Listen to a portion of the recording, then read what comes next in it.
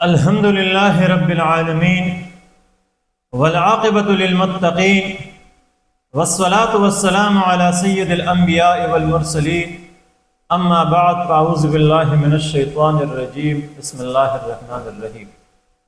میثاق مدینہ کے اثرات پر ہم نے بات شروع کی تھی، آج مزید چند اثرات پر بات کرتے ہیں۔ میثاق مدینہ کا ایک اثر یہ ہوا کہ مدینہ منورے سے خانہ جنگی اور بدامنی کا خاتمہ ہوا۔ پیغمبر اسلام صلی اللہ علیہ وآلہ وسلم اور مسلمان مہاجرین کی آمد سے قبل، میثاق مدینہ سے قبل، مدینہ منورے کے اندر خصوصاً عرب قبائل اوس و خزرج اور دیگر قبائل کے درمیان معمولی باتوں پر سالہ سال تک لڑائی جاری رہتی تھی۔ ان لڑائیوں میں بے شمار لوگ مر جاتے، ان لڑائیوں میں بے شمار لوگ معذور ہو جاتے، جانی اور مالی نقصانات اٹھانا پڑتے تھے ان کو۔ اسی طرح اسی بدامنی کی وجہ سے ان کی معیشت برباد تھی، ان کی تجارت برباد تھی، ان کی صلاحیتیں برباد تھی، ان کی فکر برباد تھی۔ صرف اور صرف اس جاہلی سماج میں یا میثاق مدینہ سے قبل اگر دیکھا جائے تو صرف یہ امن و امان قریش کو حاصل تھی۔ وہی عرب کے اندر امن و امان کے ساتھ تجارت کرتے تھے، ان کے قافلوں کو کوئی نہیں چھیڑتے تھے بیت اللہ کے متولی ہونے کی وجہ سے۔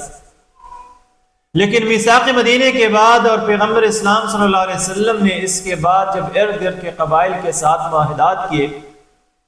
تو اس کی وجہ سے مدینہ منورہ اور اس کے ارد گرد بدامنی ختم ہو گئی، خانہ جنگی ختم ہو گئی، اور یہی وجہ ہے کہ تاریخ میں یہ بات ثابت نہیں ہو سکتی کہ میثاق مدینہ کے بعد ان قبائل کے درمیان کبھی چیڑ چاڑ ہوئی ہے، کبھی لڑائی ہوئی ہے، کبھی جاہلیت کی بنیاد پر قتل و قتال ہوئی ہے، یا کسی کی جان مال کو نقصان پہنچا ہے۔ غرض یہی میثاق مدینہ کی برکات تھی کہ اس کی وجہ سے میثاق مدینہ منورہ کے اندر اس کے ارد گرد ان عرب قبائل کے درمیان بدامنی ختم ہو گئی، خانہ جنگی ختم ہو گئی اور امن و امان قائم ہو گیا۔ ایک اثر اس کا یہ ہوا کہ اسی میثاق مدینہ کی وجہ سے غربت و افلاس، پسماندگی کا خاتمہ ہوا۔ میثاق مدینہ سے قبل چونکہ ان عرب قبائل کی ساری صلاحیتیں، ان کی ساری سوچ فکر لڑائیوں پر صرف ہوتی تھی۔ لڑائیوں کی وجہ سے ان کو اپنی معیشت بہتر بنانے کی طرف توجہ نہ ملتی، موقع نہ ملتا، اور ان کے دستیاب وسائل یہ انہی لڑائیوں پر، انہی بدامنی اور انہی خانہ جنگیوں میں صرف ہوتی تھی۔ لیکن میثاق مدینہ کے بعد ان عرب قبائل کے درمیان، خصوصاً اوس و خزرج کے درمیان بھائی چارے کا رشتہ قائم ہو گیا، اخوت کا رشتہ قائم ہوا، برادری کا رشتہ قائم ہوا، اور یہ سارے عرب قبائل مدینہ منورہ کے اندر یا گرد و نواح ایک معاہدے کہتے ہیں، ایک نظام کہتے ہیں، زندگی گزارنے لگے۔ اور یہی وجہ ہے کہ وہ لوگ جو ایک دوسرے کو نقصان پہنچا رہے تھے اب ایک دوسرے کو فائدہ پہنچانے لگے، ایثار اور سخاوت سے کام لینے لگے، ان کی ساری صلاحیتیں اپنی معیشت کو بہتر بنانے میں لگنی شروع ہو گئی، ایک دوسرے کو فائدہ پہنچانے میں لگنی شروع ہو گئی۔ اور وہ اب عرب قبائل جو سالہ سال تک یہود قبائل کے مقروض رہتے تھے، ان کے سود کے اندر دبے رہتے تھے، اب آہستہ آہستہ ان کے قرضوں اور ان کی سود سے ان کو چھٹکارا نصیب ہو گیا، اور بہت جلد ہی یہ لوگ معاشی میدان میں، اقتصادی میدان میں مستحکم ہو گئے، مضبوط ہو گئے، اور ان کی معیشت مضبوط ہو گئی۔ اسی طرح ہم دیکھتے ہیں کہ میثاق مدینہ کے ذریعے سے عالمگیر برادری کا تصور ابھرا۔ وہ عالمگیر برادری کہ جس کے اندر مذہب کی بنیاد پر، علاقائیت کی بنیاد پر، لسانیت کی بنیاد پر یا نسلیت کی بنیاد پر، یعنی ذات پات کی بنیاد پر افتراق نہیں تھی، بلکہ سارے اسی میثاق مدینہ کے اندر برابر حیثیت کے مالک تھے، حامل تھے۔ ان کے ساتھ برابری اور مساویانہ بنیاد پر سلوک روا رکھی جاتی تھی۔ محض مذہب کی بنیاد پر یا علاقے کی بنیاد پر یا ذات پات کی بنیاد پر کسی کے ساتھ ترجیحی سلوک نہیں روا رکھی جاتی۔ سب کی حیثیت برابر تھی، سب کی جان مال اور عزت کی حیثیت برابر تھی، سب کو اپنی معاش بہتر بنانے کے یکساں مواقع میسر تھے اور سب کو امن و امان میسر تھی۔ اگر کوئی زیادتی کرتا، ظلم کرتا یا اپنے حد سے تجاوز کرتا تو اس کے خلاف باقاعدہ قانونی چارہ جوئی کی جاتی ہے۔ یہی وجہ ہے کہ اس کی ضرورت اس 20ویں صدی میں اقوام عالم نے محسوس کی اور اقوام متحدہ کے نام پر علاقائیت، قومیت، لسانیت یا مذہب سے بالاتر ایک عالمی برادری وجود میں آ گئی، اور جہاں پہ سب ایک دوسرے کو فائدہ یا ایک دوسرے کی حیثیت برابر تسلیم کی جاتی ہے، سب کو امن و امان فراہم کرنے کی کوشش کی جاتی ہے۔ لہٰذا 20ویں صدی میں یہ عالمگیر برادری کا تصور، یہ اقوام متحدہ کا قیام، یہ ذات پات یا مذہب سے بالاتر تمام انسانوں کا، تمام قوموں کا، تمام ریاستوں کا ایک جگہ پہ جمع ہونا، یہ اسی میثاق مدینہ سے اخذ کی گئی ہے۔ اسی طرح ہم دیکھتے ہیں بین الاقوامی امن کا تصور، بین الاقوامی امن کا تصور بھی اسی میثاق مدینہ سے اخذ کی گئی، لی گئی ہے، کیونکہ میثاق مدینہ میں تمام قبائل کو امن حاصل تھی، تمام قبائل کو امن فراہم کی گئی تھی، کسی کو یہ اجازت نہیں تھی کہ وہ سماج کے اندر بدامنی پھیلائے، انتشار پھیلائے۔ لہٰذا یہ بین الاقوامی امن کا تصور یہ عصر حاضر میں یا 20ویں صدی میں یہ اسی میثاق مدینہ سے لی گئی ہے۔ جس طرح بدامنی کے خاتمے یا بیرونی حملے سے دفاع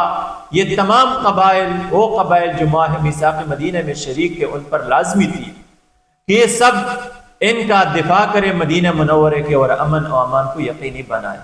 اسی طرح عصر حاضر کے اندر بھی، عصر حاضر میں بھی اقوام متحدہ کے تحت عالمی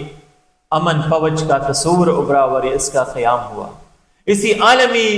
امن فوج کے ذریعے سے دنیا کے اندر امن و امان قائم کرنے کی کوشش کی جاتی ہے۔ جہاں پر بدامنی ہو، خانہ جنگی ہو،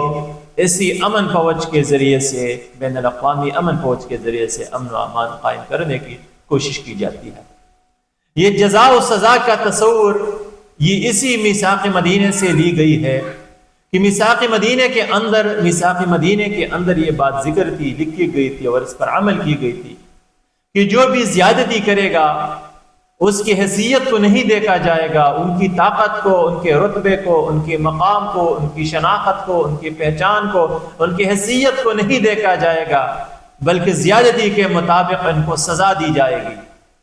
اور جو بھی ظلم کرے گا اس سے بازپر کی جائے گی۔ 20ویں صدی عیسوی میں اقوام متحدہ کے اندر یہ جو جزا و سزا کا تصور ہے، عالمی امن فوج کے ذریعے سے جو اقدام کی جاتی ہے، یہ تصور بھی میثاق مدینہ سے لی گئی ہے۔ یہ الگ بات ہے کہ اقوام متحدہ کے دستور عالمی منشور میں تو یہ باتیں لکھی گئی ہے کہ دنیا میں یا اقوام عالم کے اندر جو بھی ریاست ظلم کرے گا باقاعدہ اس کے خلاف قانونی چارہ جوئی کرے گا، چارہ جوئی کی جائے گی۔ جو ریاست ظلم کرے گا، کسی پر حملہ کرے گا باقاعدہ یا اقوام متحدہ کے منشور کی خلاف ورزی کرے گا، اس کے خلاف عالمی امن فوج کے ذریعے سے، اس کے خلاف اقوام متحدہ کے ذریعے سے قانونی چارہ جوئی کی جائے گی۔ یہ اگرچہ اقوام متحدہ کی کمزوری ہے کہ وہ طاقتور ریاستوں کے خلاف اقدام تو نہیں کر سکتی، لیکن منشور میں یہ بات لکھی گئی ہے۔ مشترکہ جنگی اخراجات، میثاق مدینہ کے اندر رسول اللہ صلی اللہ علیہ وسلم نے تحریر فرمایا تھا کہ جنگ کی صورت میں تمام قبائل اپنی اپنی جنگی اخراجات خود برداشت کریں گے، جنگ پر جتنا خرچ آئے گا تمام قبائل اس کو برداشت کریں گے۔ یہی وہ تصور ہے جو اقوام متحدہ نے لی ہے کہ امن و امان کے قیام میں یا جنگ کی عالمی امن کی جنگ کی صورت میں جو بھی اخراجات آتے ہیں تمام ریاستیں، تمام اقوام انہیں یکساں طور پر برداشت کرتے ہیں، اٹھاتے ہیں۔ خلاصہ کلام یہ کہ یہ میثاق مدینہ ہی تھا جس کے ذریعے سے دنیا سے بدامنی اور خانہ جنگیوں کا خاتمہ کیا گیا، یہ میثاق مدینہ تھا کہ جس کی بدولت سماج سے غربت و افلاس ختم کی گئی۔ یہ میثاق مدینہ ہی تھا جس کے ذریعے سے عالمگیر برادری کا تصور ابھرا۔ یہ میثاق مدینہ تھا جس کے ذریعے سے بین الاقوامی امن کا تصور دیا گیا کہ جب تک پوری دنیا میں امن نہ ہو کوئی بھی ریاست، کوئی بھی قوم خوشحالی اور سکالی نہیں پا سکتی۔ یہی میثاق مدینہ تھا جس کے ذریعے سے جزا و سزا کا تصور ابھرا، اور یہی میثاق مدینہ تھا کہ امن و امان کے قیام اور ظالم کے خلاف جنگ میں جتنے بھی اخراجات آ جائے سب کو یکساں طور پر برداشت کرنے پڑیں گے۔ اور یہی وہ نکات ہے جس پر اقوام متحدہ کی بنیاد کڑی ہے، جو اقوام متحدہ کی بنیاد رکھی گئی ہے، کہ اسی اقوام متحدہ کی کوشش یہ ہے کہ دنیا سے بدامنی اور خانہ جنگی کا خاتمہ ہو جائے۔ اسی اقوام متحدہ کی کوشش ہے کہ دنیا سے غربت و افلاس، پسماندگی، اس کا خاتمہ ہو جائے، دنیا کے اندر خوشحالی اور سوکالی آ جائے۔ یہی اقوام متحدہ ہے کہ جس کا تصور، جس کی قانون، جس کی دستور میں عالمگیر برادری کا تصور، جو عالمگیر برادری پر قائم ہے۔ پوری دنیا اس وقت ایک برادری، ایک عالمگیر کمیونٹی بنی ہوئی ہے۔ بین الاقوامی امن کا تصور اقوام متحدہ کے قانون میں ذکر ہے، جزا و سزا کا تصور ہے، جنگ کے حوالے سے قوانین ہے۔ لہٰذا آج اگر پوری اقوام متحدہ کے ڈھانچے کو دیکھا جائے تو یہ ڈھانچہ اسی میثاق مدینہ پر کھڑی ہے، اور اسی میثاق مدینہ کے جو اثرات تھے وہی اثرات، یا جو فوائد تھے، جو ثمرات تھے، وہی فوائد اور ثمرات حاصل کرنے کی کوشش آج اقوام متحدہ کرتے ہیں۔ یہ میثاق مدینہ کے چند اثرات تھے جو 3-4 لیکچرز میں ہم نے اس پر بات کی۔ اب میثاق مدینہ سے کس طرح اقوام متحدہ رہنمائی حاصل کر رہی ہے، اب مزید لیکچرز پہ ہم اس پہ بات کرنے کی کوشش کریں گے۔ اور اقوام متحدہ میثاق مدینہ سے جس طرح رہنمائی حاصل کرتی ہے، یا اقوام متحدہ کے جو اثرات آج ہم نہیں دیکھ رہے ہیں اس کی وجہ کیا ہے،